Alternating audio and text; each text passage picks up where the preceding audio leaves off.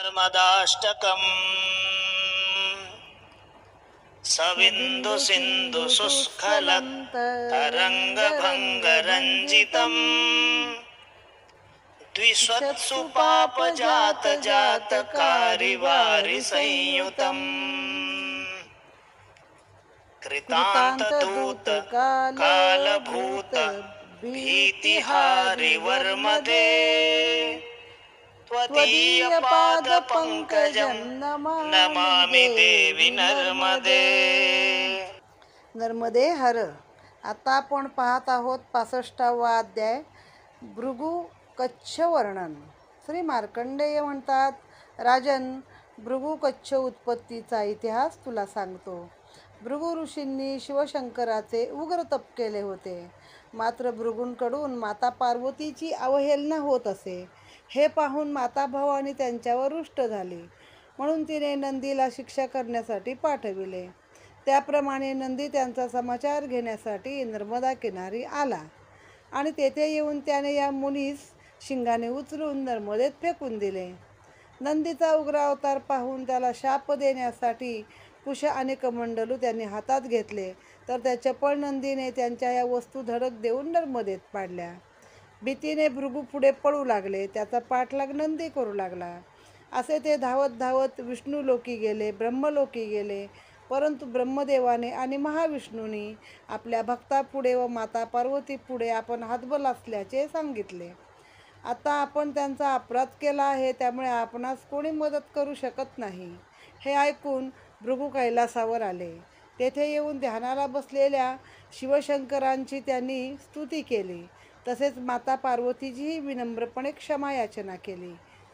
भृगू म्हणाले, हे पंचकल्याणी, महाभागे, त्रिपुर सुंदरी, मंगलकारिणी, भयतारिणी, दुर्मदर्शिनी, दुर्मदशोषिणी, भक्त पालनी, भक्त हृदयगामिनी, उन्मेषशालिनी, चंडमुंड विनाशिनी, ब्रह्मवादिनी, भक्तवरदायिनी, सुखरपोषिणी, शंकरतोषिणी, जगतचालिनी, वैराग्यधारिणी, विंध्याचल निवासिनी, त्रिलोकमनमोहिनी, अतुल शक्तिधारिणी, असुरखल निग्रहिणी, शांतीवरप्रदायिनी, रामवरदायिनी, त्रिलोकरक्षाकारिणी, कामक्रोध विद्रावणी, कमलनयनी, हितकर अवलोकिनी, मृगांकितशालिनी, त्रिलोकपूजिनी, दानव निर्दालिनी, भक्त आनंद विवर्धिनी. माते, तुला नमस्कार असो. बघा, स्तुती पण किती छान केली आहे तिची.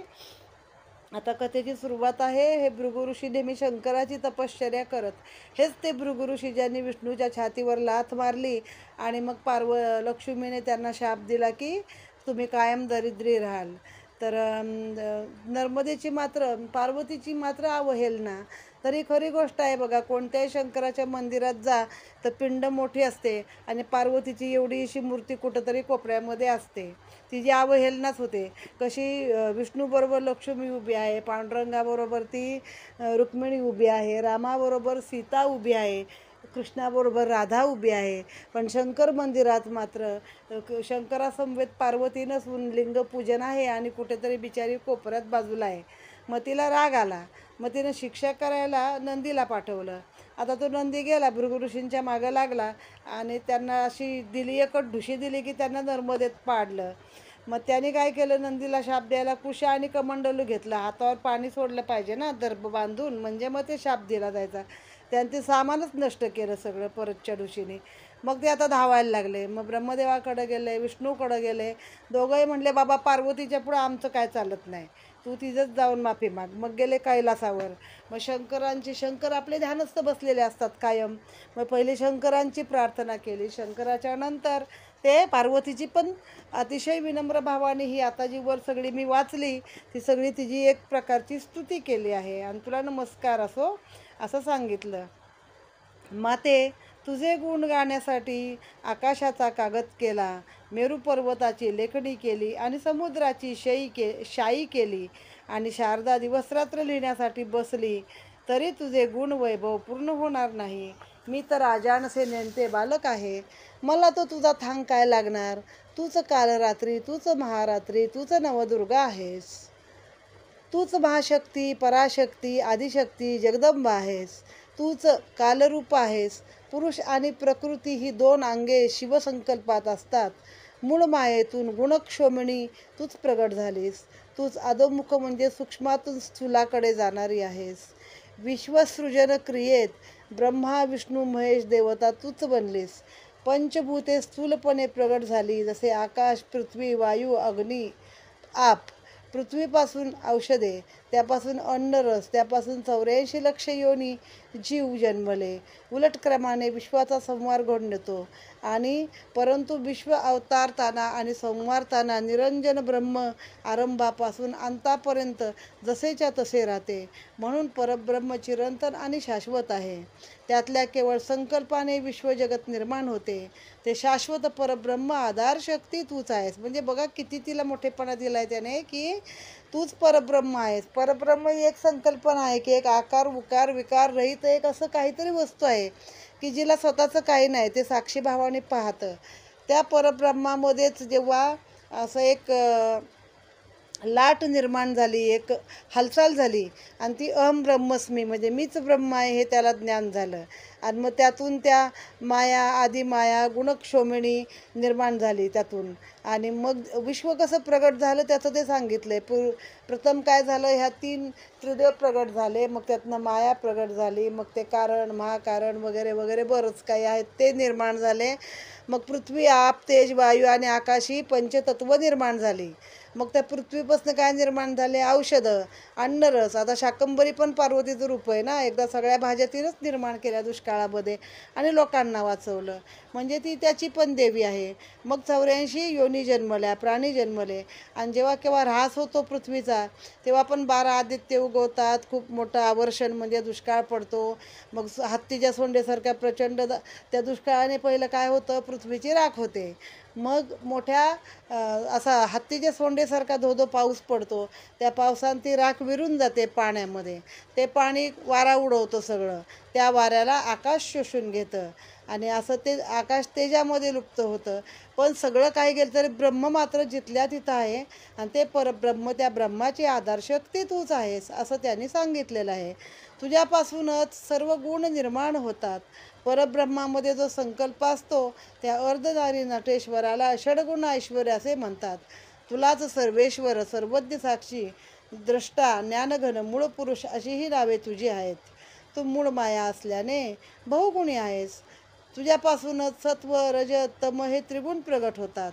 हे महेश्वरी, त्यातून त्रिदेव प्रगट होतात. हो, मग पहिले तिची माया होती तयार, पहिली ती माया. मायेच्यापासून हे 3 गुण आहेत. मग ह्यापासूनच सत्व, रज, तमापासून, सत्वापासून सत्व, रज आणि तम या 3मधून हे त्रिदेव म्हणजे ब्रह्मा, विष्णू, महेश प्रगट होतात.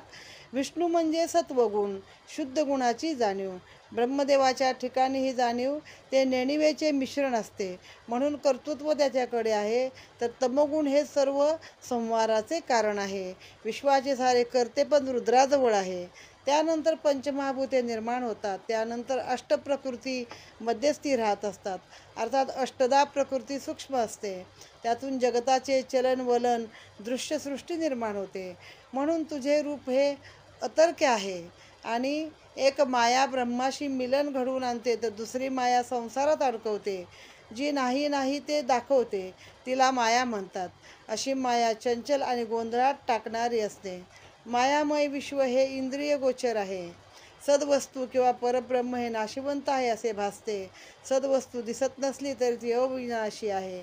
जसे व्यवहारात बाईचे नाव अन्नपूर्णा असते पण घरात खायला अन्न नाही, किंवा नाव लक्ष्मी पण शेण्यात हापते, हिला माया म्हणतात. म्हणजे कसं, नाव एवढं छान आहे पण तिचं भाग्य किती कठीण बघा.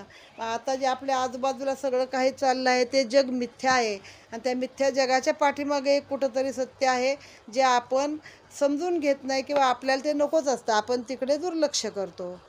या सत्वरजतमाविषयी ना थोडंसं रुद्राध्याय जो आहे शिवलीलामृतातला 11वा त्यामध्ये देखील वर्णन आहे. हे सृष्टी निर्मितीचं आणि सगळीकडंच आहे. सगळ्या ग्रंथात आपल्या कशी निर्माण होते आणि कसा प्रलय होतो सांगितलं जातं, पण ते आपल्याला समजत नाही. परंतु समर्थ रामदासांचा मोठा दासबोध आहे अर्थासहित. त्यामध्ये मात्र आपल्याला व्यवस्थित समजतं की पृथ्वीची निर्मिती कशी झाली आणि पृथ्वी नष्ट पुढे प्रलयामध्ये कशी होणार आहे.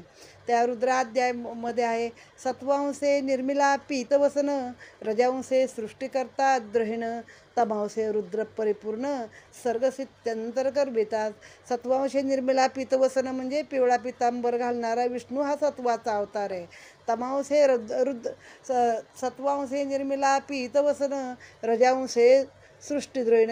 रज म्हणजे जे काही रजोनिवृत्ती रजस्वलाबाई जो पुढे निर्मितीचा व्यवहार आहे सगळा त्याच्यामधून, तर तो सगळा ब्रह्मदेव करतो. म्हणजे सृष्टीचं वाढवणं कोण करतं, जन्माला कोण घालतं, ब्रह्मदेव. ब्रह्मांड शब्द काय आहे, आपण शब्दाचा अर्थ केला तर ब्रह्मांड, की ज्या अंडातून अनेक बीजे असंख्य पृथ्वीवर निर्माण झाली आणि त्यातनं वनस्पती प्राणी पशुपक्षी झाले. विष्णू काय करतो, भरण पोषणाचं काम करतो आणि शिव काय करतो तर लय करतो, म्हणजे प्रलय करतो, की हे सगळं एकदा नष्ट होतं. आता छोटे प्रलय असतात, आपण फक्त मोठ्या प्रलयाची वाट पाहतो तसं नाही आहे. मग हे भूकंप होतात, सुनामी येतात, युद्ध होतात, अपघात घडतात, विमान अपघातासारखे मोठे मोठे. तर हे पण छोटे छोटे प्रलय आहेत की ज्यातून त्या त्या व्यक्तींना ते प्रलयासारखंच आहे. भले आपल्याला बघणाऱ्याला जरी काही वाटत नसेल तर ते तसंच आहे. आता भृगु ऋषी तिला सांगतात की हे ब्रह्मा विष्णू महेश आहे, यांना देखील तू कळलेली नाही आहेस. रुद्राला सुद्धा तू समजलेली आहे. आता रुद्र म्हणजे तर शंकर प्रत्यक्ष पती तिचा, त्याला पण तू कळलेली नाही आहेस. जेव्हा तुला ते पाहतात तेव्हा एकेका क्षणाला तुझ्या वेगवेगळ्या भावछटा त्यांना दिसतात. ही भृगूची मर्मभेदी स्तुती सुमनांजली ऐकून माता पार्वती शांत झाली. तिने नंदीला समजावले. भृगूंनी केलेले वर्णन समवर्ती उभयताचे असल्याने शंकरांनाही आनंद झाला. दोघांची पण स्तुती केली ना. म्हणजे बघा लक्ष्मीचं पण असंच आहे. आणि म्हणजे पती आणि पत्नी तुम्ही वेगळं नाही करू शकत. तुम्ही नुसतं विष्णूपूजन केलं तर विष्णू पावत नाही, पण लक्ष्मीचं पूजन किंवा जेव्हा लक्ष्मीपूजन आपण करतो दिवाळीचं, तेव्हासुद्धा नुसत्या लक्ष्मीचं पूजन न करता अशी प्रतिमा पूजावी ज्यामध्ये विष्णू आणि लक्ष्मी दोन्ही असतात. विष्णूचं पूजन केले असता ती लक्ष्मी तुम्हाला लवकर पावते असं म्हटलं जातं. शंकर म्हणले बाबा आता त्याने दोघांचे पण हे केलं आहे, स्तुती केली तर तेही आनंदित झाले. नंदीला म्हणाले आता जाऊ दे, सोडून दे. त्यावर उमा म्हणाली, वत्सा तुला गुह्यातीत ज्ञान प्राप्त झाले असूनही तू माझ्यात आणि शंकरात भेद करतोस, हे साधकाच्या दृष्टीने बरे नव्हे. तू तुझे मन विश्वाकार कर, त्यामुळे अनिर्वचनीय ब्रह्म तदाकार दृष्टी आणि शब्दातीत विषयाच्या पलीकडील चेतनाशक्तीच्या निर्गुण ब्रह्माचे तुला दर्शन होईल. वत्सा तुझ्यावर आम्ही प्रसन्न आहोत, इच्छित वर माग. त्यावर भृगू म्हणाले, भगवन मला आपला नित्य सहवास घडावा म्हणून आपण माझ्या आश्रमात उभयताने राहण्यासाठी यावे. तत्काल उमापती महादेवांनी पार्वतीसह तेथे येण्याचे मान्य केले. शंकराचा निवास कैलास काशी सोडून भृगु आश्रमी झाला म्हणून त्या स्थानाला भृगुकच्छ असे म्हणतात. तसेच समुद्र मंथनाच्या वेळी भगवान महाविष्णूंनी येथे येऊन नर्मदाकाठी यशप्राप्तीसाठी शिवपूजन केले होते. येथे आल्याने त्यांना कच्छप अवतार घेण्याची उर्मी झाली म्हणून यास कच्छप असेही म्हणतात. मग आता झालं, दोघांनी तिला सांगितलं की तू नवऱ्यात आणि माझ्यात भेद करतो किंवा स्त्री आणि पुरुषात भेद करतोस थोडक्यात. तर असं करू नको, तुझी दृष्टी विश्वाकार कर. सगळं विश्व आहे ते समानतेने पहा, तर बघ तुला त्याच्या पलीकडं असणारी चेतनाशक्ती आणि निर्गुण ब्रह्माचं दर्शन होईल. मग आम्ही तुझ्यावर आता प्रसन्न आहोत, वर माग. तर ते म्हणाले, भगवान माझ्या आश्रमात आपण नित्य राहायचं. आता इतक्या ठिकाणी शंकर जर प्रत्यक्ष राहिले तर तुम्ही म्हणाल नक्की आहेत कुठं, तर ते सगळ्याच ठिकाणी भरले आहेत. मूळ स्थान आपलं वाराणसी काही त्यांनी सोडलेलं नाही आहे, तिथं तर आहेतच ते, परंतु इतर ठिकाणी पण ते आहेत म्हणून त्याला भृगुकच्छ म्हणतात. आणि जेव्हा समुद्रमंथनाच्या वेळी विष्णूंनी पण यश मिळण्यासाठी इथे येऊन तपश्चर्या केली, मग तेव्हा इथं आल्यावर त्यांना पण कच्छप अवतार म्हणजेच कुर्मा अवतार आहे ते घेण्याची उर्मी निर्माण झाली म्हणून यास कच्छप असे देखील म्हणतात. तसेच एकदा कोणाची किती सहनशीलता आहे हे पाहण्यासाठी आता ही कथा आहे बघा पुढं भृगूंनी लाथ मारल्याची. कथा अशी आहे मूळची, मी जी ऐकलेली, आता ह्यात थोडीशी मागं पुढं असेल, की तिन्ही देवांपैकी श्रेष्ठ कोण अशी त्यांच्यात पण चढाओढ झाली. आता हे मुळात हे तिन्ही देव निर्माण कोणी केले तर ह्या मायेनेच निर्माण केले आहे, जी आता परब्रह्मरूपिणी वगैरे आपण मगाशी वर पाहिलं. तर त्यांना मग ते भृगु ऋषींकडं जातात आणि आमच्यामध्ये महान कोण आहे हे तुम्ही सांगा असं सांगतात. मग भृगु शंकराकडे कडे जातात, ब्रह्मदेवाकडे जातात आणि शेवटी विष्णूकडे जातात आणि विष्णूच्या छातीवर लाथ मारतात. पण विष्णू संयमित राहतात आणि त्याचा आदर करतात. तेव्हा ते सांगतात की महान देव हा विष्णू आहे, अशी मूळ कथा आहे. आता इथं काय कथा आहे आपण पाहूया. एकदा कोणाची किती सहनशीलता आहे हे पाहण्यासाठी भृगूंनी त्रिदेवाच्या रंगमहाली जाऊन त्या देवतांच्या परीक्षा घेतल्या. ब्रह्मलोकी न सांगता जातात ब्रह्मदेव आणि सरस्वती यांच्या रागतानमानात मध्येच व्यत्यय आणल्याने ते क्रोधित झाले. त्यांचा क्रोध पाहून भृगू तिथून उठले आणि शिवलोकी गेले. शिवगिरजेसह द्यूत खेळत होते. त्या खेळातही विघ्न आले पाहून उभयतांनी कपाळास आठ्या पाडल्या. तेथून निघून ते वैकुंठात आले तर वैकुंठाची शोभा अवर्णनीय होती. नीलवर्ण कांती, हातात शंख चक्र गदा पद्म धारण केलेले, गळ्यात वैजयंती माळा परिधान केलेले, समुद्र मंथनातील दिव्य कौस्तुभमणी जो प्रति सूर्याप्रमाणे चमकतो तो त्यांच्या गळ्यामध्ये परिधान केला होता. तर त्यांच्या दिव्य चरणाशी बसून लक्ष्मी माता त्यांचं पाय चुरत होती. पादसंवाहन म्हणजे पायाची सेवा करणे. आता बघा पंढरीचे वारकरी जेव्हा जातात तेव्हा काही लोक रस्त्यामध्ये थांब्याला त्यांचे पाय मालिश करून देतात, पायाला पाय चुरतात. तर हेच पादसंवाहन भक्ती आहे. मग ती सद्गुरूची करा, देवाची करा, कोणाची करा. तर लक्ष्मी पाय चेपत असते त्याची. आणि महालक्ष्मी तसे शेषशय्येवर पडलेल्या निद्रिस्त विष्णूस पाहून भृगू संतापले. म्हणजे ती पाय चुरती आणि हे आपले शेषावरती झोपलेले आहेत, सगळे अलंकार वगैरे हातामध्ये धारण करून झोपलेले आहेत. तर मग ते भृगू संतापले. घरी ब्राह्मण येता उठून स्वागत केले पाहिजे हे देखील यास समजत नाही. ऐश्वर्याने मदमस्त झालेल्या या देवास काय म्हणावे असे म्हणत काहीही विचार न करता त्यांनी महाविष्णूच्या छातीवर लाथा प्रहार केला, म्हणजे लाथ मारली. त्या राजस सुकुमार कोमल कांती असणाऱ्या महाविष्णूच्या छातीला भृगूच्या लाथेने खड्डा पडला. मात्र या प्रकाराने माता लक्ष्मी संतापली. तिने क्षोम विष्णूनी तिचा आवरून धरला, तिचा राग विष्णूने आवरून धरला आणि सद्गतीत कंठाने महाविष्णू भृगूंना म्हणू लागले, हे ब्राह्मणा, हे श्रेष्ठ ब्राह्मण, अजान बालकावर कृपादृष्टी असू द्यावी. मला माझ्या पंचप्राणापेक्षाही प्रिय असे तुम्ही आहात. तुमचे दास होणे मला आवडते. माझ्या अशा वागण्याने आपल्याला फार कष्ट झाले, तेव्हा मी आपला क्षमाप्रार्थी आहे. आपण कैवल्य निधान आहात. आपण अधीनच सर्व वेदमंत्र आहेत. तुमच्या अधीन सगळे वेदमंत्र आहेत. आपल्या वाणीतून येणाऱ्या मंत्राने देवता बलवान होतात आणि विश्वसृजन होते. हे ब्राह्मण देवता हाच सर्व वर्णात प्रमुख वर्ण आहे. ब्राह्मणामुळे धर्म वाढतो. तो जगात संचालन आणि आदर्श घालून देतो. तो सहनशील, दयार्णव, सात्विक, धनाचा लोभ न करणारा, स्वकर्मरत आणि सर्वांना अभय देणार आहे. त्यामुळे मी माझ्या लक्ष्मीपेक्षा ब्राह्मणांवर अधिक प्रेम करतो. असे असल्याने आपण मला आल्याचे समजले नाही, म्हणून महाविष्णूंनी भृगूच्या चरणावर मस्तक ठेवले. त्याचवेळी महाविष्णू म्हणाले, माझ्यासारख्या कठीण दगडावर आपल्या कोमल चरणाने आपण आघात केल्याने आपल्या चरणाला इजा तर झाली नाही ना. म्हणून त्याने ब्राह्मणाचा उजवा पाय दोन्ही हातात घेतला आणि आपल्या दिव्य शैल्याने पुसू लागले. आपला कोमल हात त्यांच्या तळव्यावर फिरू लागले. मुखातून नाग नावाच्या वाऱ्याने फुंकर घालू लागले. त्यांच्या विनयाने आणि अगत्याने भृगु ऋषी लज्जित झाले. मात्र पतीची केलेली निर्भत्सना पाहून महालक्ष्मी मात्र क्रोधायमान झाली. तिने शाप दिला, ज्या साधनेच्या जीवावर विवेक घाण टाकून आपल्या पित्याचाही उपमर्द करण्याचे दुःख तुम्हाला होत नाही, असे जे ब्राह्मण लाचार होऊन पैशासाठी आपला स्वाभिमान आणि अधिकार बाजूला ठेवून पोटाची खळगी भरण्यासाठी वेदविद्येचा, दांभिकतेचा आवानून अधिकार नसताना अनेकांची दाने स्वीकारतील. सरस्वतीपेक्षा लक्ष्मी श्रेष्ठ वाटेल म्हणून यजमानाच्या मागे कुत्र्यासारखे धावतील. कितीही मिळाले तरी मनाची तृप्ती होणार नाही. सदैव चिंतातूरच राहतील. विद्येचे पावित्र्य प्रदर्शन, लौकिक मानसन्मान, भौतिक संपदा याच्या आहारी जाऊन सात्विकतेतून राजसवृत्तीकडे आणि पतित होऊन तमवृत्तीकडे झुकतील.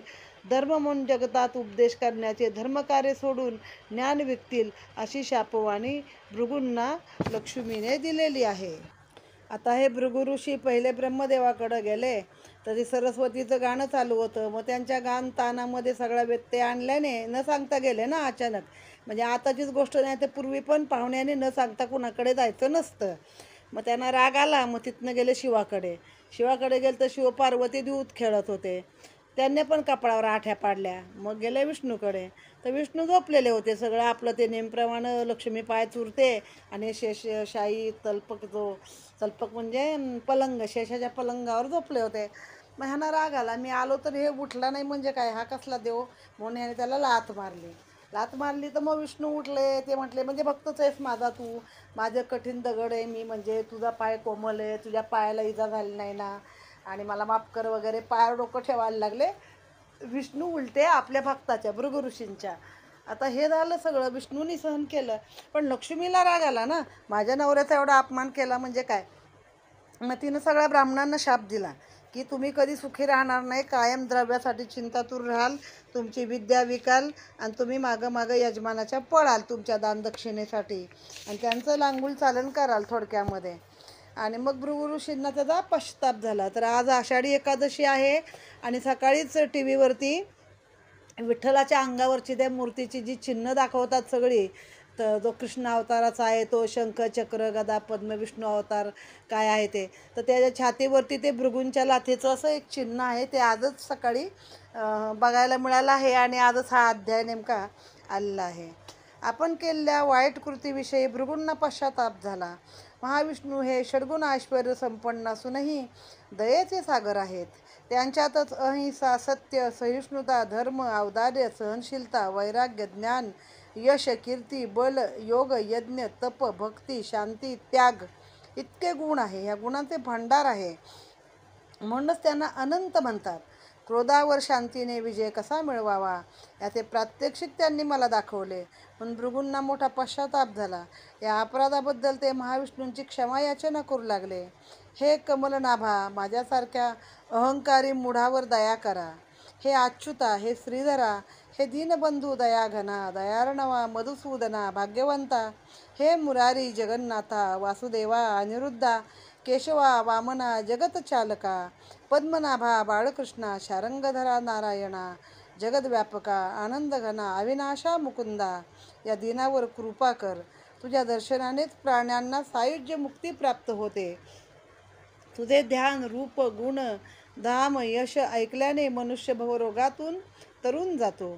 मी तर तुझे चरणकमळ पाहण्याने कृतार्थ होऊन गेलो असतो, परंतु माझी बुद्धी भ्रष्ट झाली आणि तुझ्या कोमल शरीरास मी इजा पोचवली. विष्णूंच्या छातीवर तो खड्डा पडलेला आहे तिथं आणि ते त्यांनी ठेवलं. श्रीवत्सलांचन नाम पदाचे हरीने ठेवविले उदरामध्ये ब्रह्मांड कौतुक वधून दाखविले. म्हणजे त्याचं नाव त्यांनी श्रीवत्सलांचन पद म्हणून ठेवलं आणि भक्ताचं ते भूषण म्हणून विष्णूंनी मिरवलेलं आहे.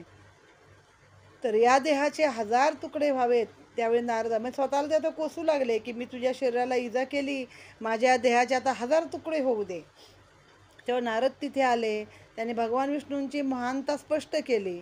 आपण असे काही अपकृत्य केले तर भगवान विष्णूंना मलिनत्व प्राप्त होईल, म्हणून असे न करणेच इष्ट.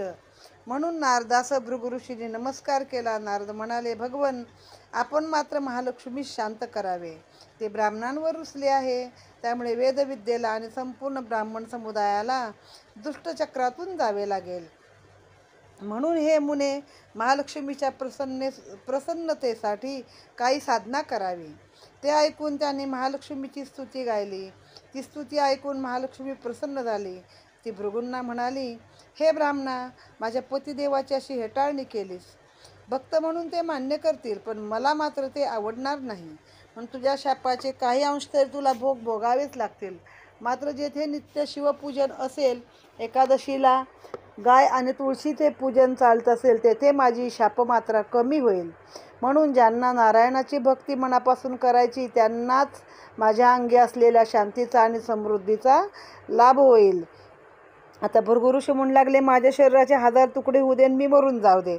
मग नारद आले, अरे म्हणे तसं नाही, असं केलं तरी आपल्याच देवाला लांछन आहे, कारण तो आपण भक्त आहे, तर भक्ताने असं केलं तर विष्णूंना तर आवडणार नाही, त्यांची अपकीर्ती होईल. नारदही मोठे भक्त ना त्यांचे. मग लक्ष्मीची माफी मागितली.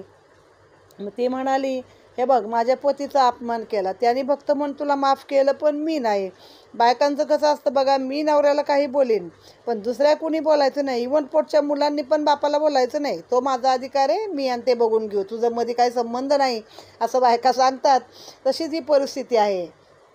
ती म्हणली, जिथं गाईचं पूजन होईल, तुळशीचं पूजन होईल, तिथं माझी शापूवाणी थोडी कमी होईल, म्हणून लक्ष्मीपूजनाला पण नारायणासह लक्ष्मी पूजावी, त्यांनाच माझ्या अंगी असलेल्या शांतीचा लाभ मिळेल. भृगु म्हणाले, हे भगवती, तुझी अमृत कृपा माझ्यावर असू दे. मला धन ऐश्वर्य आदी कोणतीही सुखे नकोत, मात्र तुझ्या ठाई माझी भक्ती अखंड राहो. तसेच अनाथहीन अशा जीवावर कृपा करण्यासाठी तुझा निवास येथे असावा. भगवती तथास्तु म्हणाली. तेव्हापासून हे तीर्थ समृद्ध आणि भगवत भक्ती वाढविणारे झाले आहे. येथे पिंडदान आदी कर्म केल्याने त्याचे अक्षय फळ प्राप्त होते. याचेच पुढे नामाभिधान मरोच असे झाले आहे. हे ठिकाण समुद्रापासून ओलांडून पुढे मिठीतलाई महात्म्य सांगितले तिथे आहे. म्हणजे समुद्र ओलांडून पलीकडे गेल्यावर जायचे मिठीतलाईला. गुजरातचा हा भाग असल्याने अतिविकसित असून आश्रम, सदावर्त, अन्नदान इत्यादीची सोय उत्तम प्रकारे आहे. येथे विष्णू मंदिराजवळ महालक्ष्मी मंदिरही आहे. जे भक्त येथील महालक्ष्मीची विधिवत पूजा अर्चना करतात त्यांना ऐश्वर्याची प्राप्ती होते. तसेच विष्णू महालक्ष्मीचे दुर्लभ दर्शन घडून मोक्षपदाची प्राप्ती होते. असा भृगु कच्छ तीर्थ महिमा वर्णन अध्याय संपूर्ण. नर्मदे हर. त्वदीय पाद पंकजम नमामि देवी नर्मदे. गाय गोग्रास महिमा नावाचा हा 66वा अध्याय आपण आता पाहत आहोत. मार्कंडेय सांगतात, राजन, गायीला नित्य गोग्रास देण्याचे महत्त्व त्यांनी, आता मी तुला सांगतो, त्यांनी असे म्हणत ते महत्त्व सांगितले आहे. तर त्याच्या आधी गायीला घास देतानाचा एक मंत्र सांगितला आहे त्यांनी, तो आपण लक्षात ठेवून म्हणायचा तर अजून पुण्य मिळतं. आता जिथे गोग्रास द्यायला गायीच मिळत नाही तर तिथे बाहेर जाऊन मग शेवटी पाण्यामध्ये टाकायचं. सौरभेयी जगत्पूज्या नित्य विष्णुपदे स्थिता सर्वदेवमयी ग्रासम मया दत्त प्रतीक्षणाम. गायीला गोग्रास देताना किंवा नैवेद्य दाखवताना हा मंत्र म्हणावा. गाय ही सर्वदेवमयी आहे. ती पृथ्वी स्वरूप असून तिचे 4ही पाय धर्म, शौच, दया आणि सत्य अशा स्वरूपाचे आहेत. सृष्टीचा विनाशकाळ जवळ आल्यास ही पृथ्वी गाय बनून ब्रह्मदेवाला शरण जाते. त्यावेळी तिचे शौच, दया आणि धर्म हे तिन्ही पांगळे होतात आणि ती एका पायावरच उभे राहून आपले दुःख निवेदन करते. 4ही पायाचं काय सांगितलंय? 4 धर्म, म्हणजे आपण म्हणतो धर्म, अर्थ, काम, मोक्ष. तर इथं तिच्या पायाचं काय दाखवलंय? शौच, धर्म, दया आणि सत्य असे हे तिचे 4 पाय आहेत. मग जेव्हा ती प्रलय येतो तेव्हा ती गायीचं रूप घेते पृथ्वी, आणि जेव्हा ब्रह्मदेवाकडे जाते तेव्हा तिचे शौच, दया आणि धर्म हे 3 पाय पांगळे होतात. फक्त सत्य नावाच्या एका पायावरती ती उभी राहून आपले दुःख विष्णूला, ब्रह्मदेवाला सांगते. म्हणून तिचे नित्य स्मरण केल्यास साधकाच्या अंतरंगात कामधेनूच्या कृपेने 4ही सत्य, शौच, दया, धर्म असे गुण अनायासे येतात. ब्रह्मयज्ञात अग्निपूजेला जसे महत्त्व आहे तसे गोग्रासाचेही महत्त्व आहे. देवांनाही नैवेद्य दाखवण्यापूर्वी गायीला प्रथम ग्रास द्यावा. गोग्रास देण्याच्या 4ही आश्रमातल्या लोकांना शास्त्राची आज्ञा आहे. गायीला घास हा सगळ्यांना द्यायचा. वैश्य, क्षत्रिय, शूद्र, क्षत्रिय, वैश्य, शूद्र, ब्राह्मण ह्या सर्वांना हा अधिकार दिला आहे. आणि बघा, डोंबोली नावाच्या शहरात तर पूर्वी गोग्रासवाडी नावाची वस्तीच आहे. म्हणजे तिथं तेव्हा गायी पाळलेल्या असतील, भरपूर होत्या, आणि लोक त्यांना गाईचा घास देण्यासाठी जात असत तिथपर्यंत. म्हणूनच त्याचं नाव गोग्रास झालेलं आहे. आणि देवांच्या आधी देखील गाईचा घास आधी देऊन यावा असं सांगितलेलं आहे. ब्रह्मचार्याने मागून आणलेली माधुकरी तिचेही 3 हिस्से करावेत. त्यातील एक गाईस, एक स्वतःस आणि एक अतिथीस द्यावा असा नियम आहे. ज्यास ब्रह्मयज्ञ करणे शक्य नसेल त्यांनी गाईस आपल्या तळहाता एवढा उत्तम भाजलेल्या कणकेच्या पिठाचा पुरवठा म्हणजे गोल असा गोळा किंवा जाड पोळी अशी करून त्यावर तूप न लावता जेवढे तयार केलेले पदार्थ असतील त्याचा थोडा अंश ठेवून त्याचा नैवेद्य दाखवावा. पृथ्वीस मनोहर बनवण्यासाठी गाय हेच सृजनाचे कार्य करते. तिचे ऋण कदापि फेडले जाऊ शकत नाही. म्हणून अश्विन कृष्ण मासातील गोवत्स द्वादशी असते तेव्हा तिची प्रार्थना केली जाते. म्हणजे काय, ब्रह्मचार्याला सुद्धा नियम आहे. त्यामध्ये त्यानं जे पण भिक्षा मागून आणली माधुकरी त्याचे पण 3 भाग करायचे. एक गाईला द्यायचा, एक येणाऱ्या आपल्यासोबत भेटणाऱ्या जेवणाच्या वेळी कोणी आला असेल त्या अतिथीला द्यायचा आणि एक भाग आहे तो आपण घ्यायचा. शक्य नाही तर हाता एवढा छोटा तुकडा घ्या, त्याच्यावर सगळे प्रकार आहेत ते ठेवा आणि ते तुम्ही गाईला द्या. आता ते अश्विन कृष्ण मासामधल्या पक्षामध्ये जी गाईची प्रार्थना काय करायची आहे म्हणजे आपल्या दिवाळीच्या आधी जी वसुबारस असते त्या दिवसाची प्रार्थना त्यांनी सांगितली आहे. सर्व देवमये देवी सर्व देव रत्न सर्व देवेल पुन्हा सांगते श्लोक. सर्व देवमये देवी सर्व देवैरलंकृते मातर्माभिलाषितम सफल करू नंदिनी. नंदिनी हे पण कामधेनूचं नाव आहे. आर्ष परंपरेने गायीचे महत्त्व सांगून श्वास असेपर्यंत तिचा सांभाळ केला तर प्रत्यक्ष गोपाळ म्हणवणाऱ्या महाविष्णूंनी अति आनंदाने गायीचा सांभाळ केला आहे. आता कृष्णरूपात तो हेच होता ना, गोपालच होता ना, त्याचं नावच गोपाळ. गोपाळ म्हणजे गायींचं पालन करणारा. तर रामवंशामधील दिलीप राजाने कामधेनूसाठी स्वतःचा प्राण देण्यास सिद्ध झाला. ते प्रातस्मरणीय श्री गोंदवलेकर महाराजांनी आयुष्यभर गोसेवा केली आहे. मसवड येथील बाजारात जाऊन कसायाकडून गायी आणून उत्तम रीतीने त्यांचा सांभाळ केला आणि गोसेवा व्रत आयुष्यभर जपणारे अजून एक चौंडे महाराज त्यांचे शिष्य हे गोंदवलेकर महाराजांच्या आश्रमात तर गायी मला वाटतं अजून पण आहेत सांभाळलेल्या. दुसरे चौडे महाराज आहेत, त्यांचे शिष्य अनंतदास महाराज त्यांनी पण गोसेवेचा मोठा प्रसार आणि प्रचार केला आहे. आजही अनेक आश्रमात गोसेवा सुरू आहे. तरी नर्मदा भक्तांना विशेष सांगावेसे वाटते की आजच्या काळात गायीवर फार मोठे संकट ओढवले आहे. त्यांचे अस्तित्व धोक्यात आले आहे. ही गोमाता आपल्यासारख्या भक्तांकडे आशाळभूत नजरेने पाहत आहे, जिच्यामध्ये आपले 33 कोटी देव आहेत आपण म्हणतो, पण तिचंच रक्षण करायला आज कोण नाही आहे. तर कसायांच्या या यमप्रद वेदनेतून आम्हाला सोडवाल काय असं ते आशाळभूतपणे आपल्यासारख्या लोकांना विचारतात. त्याच्यासाठी आपली भक्ती पणाला लावण्याची वेळ आली आहे. ज्यांना शक्य असेल त्यांनी आपल्या घरी गोसेवा करावी अथवा गोशाळेतील गाय दत्तक घेऊन तिच्या पालनाची जबाबदारी स्वतःकडे घ्यावी. गावो विश्वस्य मातरम म्हणजे काय, जगाची माता आहे ती. ह्या वेदवचनानुसार आईच्या दुधाच्या ऋणातून मुक्त होण्यासाठी आम्ही इतके करणार नाही का? आता खरं आहे, आपण आईचं दूध लहानपणी पितो 1 वर्ष 2 वर्षपर्यंत 3 वर्ष, तर आपण त्याचं आयुष्यभर ऋण मानतो ना की आईचं दूध आम्हाला ते दुधाचे उपकार आहेत म्हणून. मग गाईचं तर आपण मरेपर्यंत पितो, मग त्या गाईच्या दुधाचे उपकार नको का आपण फेडायला? तिच्या पोराला आपण पाजत नाही, नावाला त्याला पाजतात की त्याला बाजूला काढून धार काढतात. तर आपण हे उपकार फेडले पाहिजे. गुजरातमध्ये भरपूर गोशाळा होत्या आता त्या, आणि त्यांच्यामध्ये पण म्हणजे असं अन्नदान वगैरे करतात लोकांना. अगदी गाड्या थांबवून तुम्हाला बोलावतात आणि अन्नदान करतात. मग आपण तेव्हा तिथं काहीतरी त्या गायींच्या सांभाळण्यासाठी पैसे द्यायचे. नर्मदा मातेची देखील हीच पवित्र इच्छा आहे हे जाणून प्रयत्नशील होऊया. गायीचे महत्त्व जाणून प्रयत्नशील राहूया. असा हा गाय गोग्रास महिमा नावाचा अध्याय इथं पूर्ण केला आहे. आता हे पुन्हा पुस्तक आहे ना, हे नंतरची आवृत्ती काढली. म्हणजे मूळ काय आहे, जे संस्कृतमधलं नर्मदा पुराण आहे त्यामध्ये फक्त गायीच्या गोग्रासाचीच माहिती दिली आहे. पण हे लेखकाने काळानुसार आता जे काय चालू आहे त्याच्यावर पण थोडं भाष्य केलं आहे. हरकत नाही, आपण इथे गोड मानून त्याच्यानुसार वागण्याचा प्रयत्न करूया. नर्मदे हर. त्वदीय पाद पंकजम नमामि देवी नर्मदे. पुढचा 67वा अध्याय आहे सारस्वत तीर्थ महिमा वर्णन. श्री मार्कंडेश्वर युधिष्ठिरास सांगतात, राजन, तुला सारस्वत तीर्थाचे महत्त्व सांगतो. सारस्वत नावाचा एक गंधर्व शिवलोकात भगवंताची सेवा करत होता. तो अनेक प्रकारची वाद्ये वाजवत असे.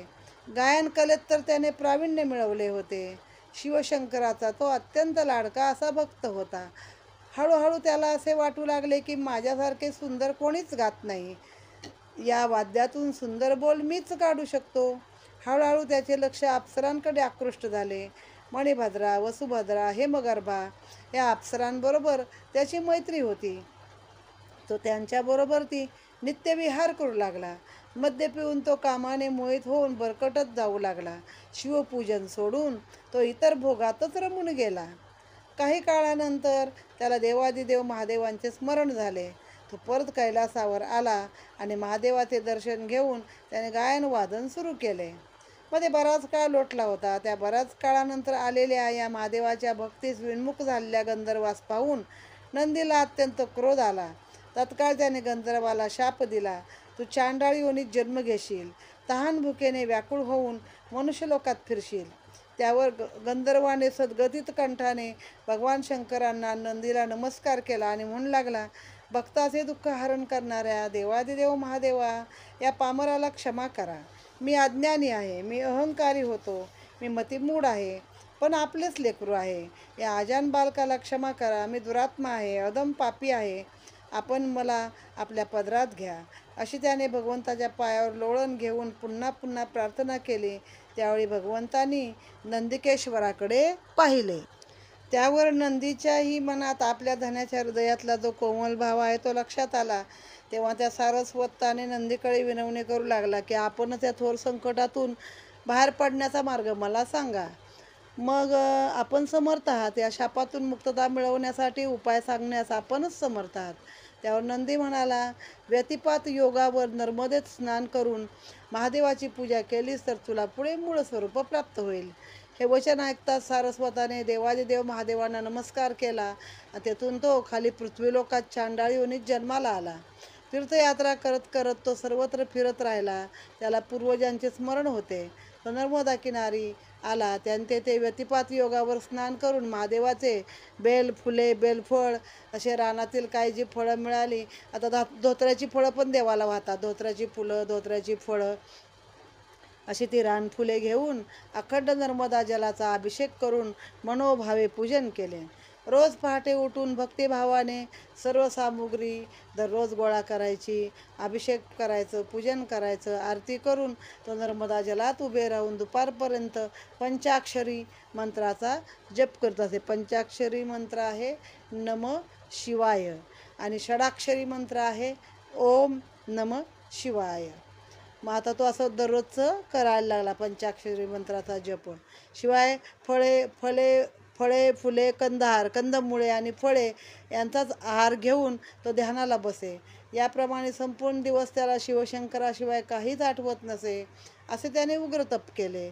एक दिवस भगवंत त्याच्या समोर उभे राहिले आणि ते म्हणाले, सारस्वता, मी तुझ्यावर प्रसन्न आहे, इच्छित वर माग. तेव्हा गंधर्व म्हणाला, या तीर्थात आपण येथे कायम निवास करावा. तथास्तु म्हणून शिवशंकर अंतर्धान पावले. तेव्हापासून सारस्वत तीर्थ नावाने हे तीर्थ येथे विद्यमान आहे. या तीर्थात स्नान केल्याने कितीही पापी दुरात्मा अधम मनुष्य असेल तरी तो मोक्षपदी जातो. जप दान स्नान याचा महिमा येथे फार मोठा आहे. त्यानंतर तो सारस्वत स्वतः शापमुक्त होऊन स्वर्गात गेला आणि सारस्वत तीर्थ महिमा नावाचा हा अध्याय येथे पूर्ण झालेला आहे. नर्मदे हर.